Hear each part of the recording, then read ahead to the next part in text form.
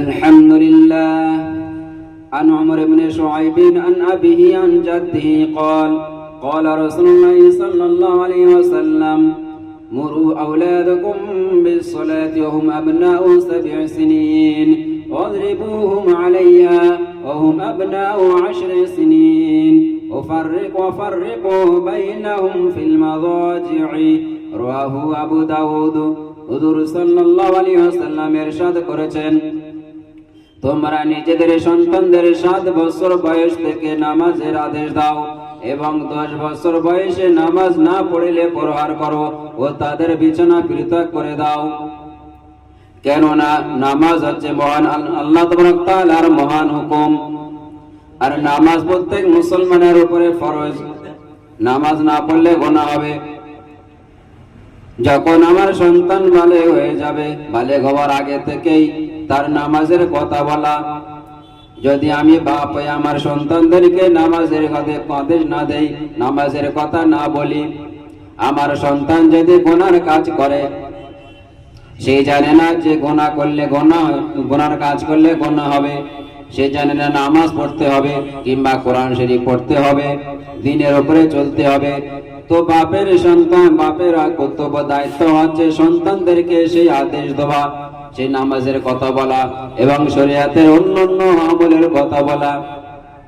যদি আমার সন্তান নামাজ পড়ে, যদি আমার সন্তান শরীয়তের উপরে চলে, যদি আমার সন্তান দ্বীনের উপরে চলে, নিজে চলা এবং সন্তানদেরকে দ্বীনের উপরে চালানো, তো আমার দায়িত্ব কর্তব্য এবং নিজে নামাজ পড়া এবং সন্তানদেরকেও নামাজে নিয়ে যাওয়া, সন্তানদেরকে নামাজের কথা বলা।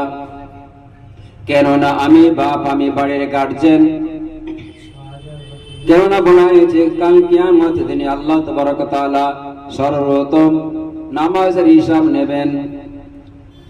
আমার যদি নামাজ সঠিক বার হয় তো অন্যান্য আমল সঠিক বার হবে, আর যদি নামাজ ভুল বার হয়, নামাজ গলত বার হয়, তো অন্যান্য আমল সঠিক বার হবে না। আমি আল্লাহর বান্দা, হুজুর সাল্লাল্লাহু আলাইহি ওয়াসাল্লামের উম্মত। আমি কিভাবে দ্বীন থেকে দূরে সরে থাকতে পারি, মসজিদ থেকে দূরে সরে থাকতে পারি, কোরআন থেকে দূরে সরে থাকতে পারি, আল্লাহ রাসূল সাল্লাল্লাহু আলাইহি ওয়াসাল্লামের তরিকা থেকে দূরে সরে থাকতে পারি। পরিচিত মুসলমান হতে গেলে, পাক্কা সাচ্চা মুসলমান হতে গেলে আল্লাহর হুকুম, হুজুর সাল্লাল্লাহু আলাইহি ওয়াসাল্লামের তরিকা, দ্বীনের উপরে টিকে থাকা। যে আল্লাহ তাবারক তাআলার কি হুকুম, নবীর কি তরিকা আছে, দ্বীনের কি দ্বীনের উপরে থাকা। দ্বীন কি আমার দ্বীন ইসলাম। আমি একটা মুসলমান, আমার আকা, আমার প্রভু আল্লাহ, আমি উম্মত, আমার নবী মুহাম্মদ মুস্তাফা সাল্লাল্লাহু আলাইহি ওয়াসাল্লাম, আমি তারই উম্মত। আমি কিভাবে নামাজ থেকে দূরে সরে থাকতে পারি, কিভাবে নামাজ পড়ি না, কিভাবে নামাজ পড়বো না, কিভাবে নামাজটাকে ছেড়ে দেব। অন্য জায়গায় বলা হয়েছে নামাজ হচ্ছে আল্লাহ রাসূল সাল্লাল্লাহু আলাইহি ওয়াসাল্লামের চোখের শীতলতা, এবং অন্য জায়গায়ও বলা হয়েছে নামাজ হচ্ছে দ্বীনের একটি স্তম্ভ। আমি মুসলমান হয়ে কিভাবে নামাজকে ছেড়ে দেই, কিভাবে নামাজটাকে কাজা করে দেই। আমি দুনিয়া আজ আছি তো কাল থাকবো না, দুনিয়া ছেড়ে আমাকে চলে যেতে হবে। তো সেখানে আমি আল্লাহর কাছে কি জবাব দেব? সেই জন্য আমাদের উচিত, আমাদের দায়িত্ব, কর্তব্য আল্লাহর হুকুম, নবীর তরিকা, দ্বীনের উপরে টিকে থাকা, নিজে চলে এবং সন্তানদেরকেও চলানো।